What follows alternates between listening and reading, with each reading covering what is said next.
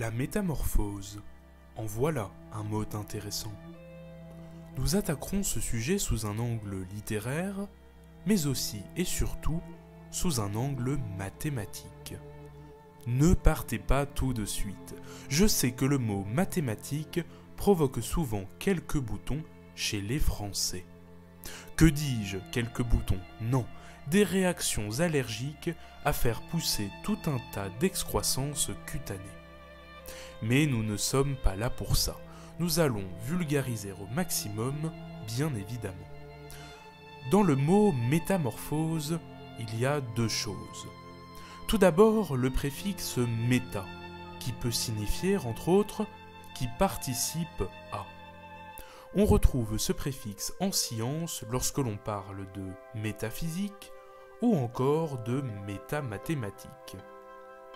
Justement, les métamathématiques sont un domaine des mathématiques qui étudie non pas des théorèmes ou des résultats calculatoires, numériques, algébriques ou analytiques, mais qui étudie plutôt la structure et la construction même des mathématiques. On y trouve des sous-domaines particulièrement intéressants. Le plus connu est sans doute celui de la théorie des ensembles. Une théorie qui étudie la façon dont on peut collectionner des objets mathématiques. Des collections de nombres, des collections de fonctions, de matrices, ou même des collections de collections. Car oui, en mathématiques, un ensemble peut contenir d'autres ensembles. Pourquoi pas, après tout? Le mathématicien Bertrand Russell s'est alors questionné sur la possibilité de créer un ensemble de tous les ensembles. Mais il a été rapidement confronté à un problème. Si un ensemble devait contenir tous les ensembles, alors il se contiendrait lui-même, puisque c'est un ensemble. Et ça, d'après les règles fixées en théorie des ensembles classiques, cela n'est pas possible.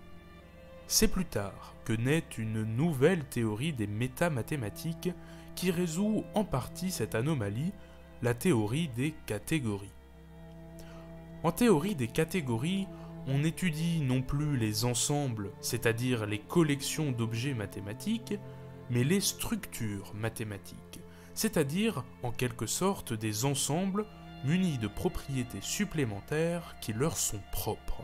En plus des ensembles, on y ajoute donc des fonctions ou des opérations qui régissent le comportement des éléments de ces ensembles et d'autres objets un peu plus tordus qui font la passerelle entre les éléments des ensembles et les fonctions. Mais le plus intéressant en théorie des catégories, ce sont les morphismes. Tiens donc, voilà un mot qui semble avoir la même étymologie que le mot métamorphose. En effet, un morphisme sert simplement à métamorphoser, c'est-à-dire à transformer une structure mathématique en une autre. On peut par exemple trouver un morphisme qui transforme tous les nombres en nombres strictement positifs, en remplaçant au passage l'addition par la multiplication. Ce morphisme est bien connu par les lycéens. On l'appelle la fonction exponentielle, et ses propriétés sont magiques. Elle permet par exemple de résoudre des équations différentielles, matricielles, linéaires d'ordre quelconque dans des espaces euclidiens. Mais au vu du nombre important de termes inexplicables en 5 minutes, je préfère ne pas m'attarder sur le sujet.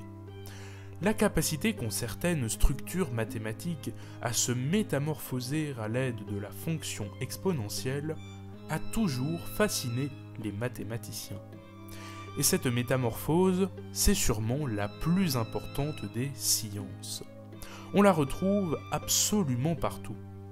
Peut-être même que si vous cherchez un peu au fond de votre placard, cette dernière fera son apparition.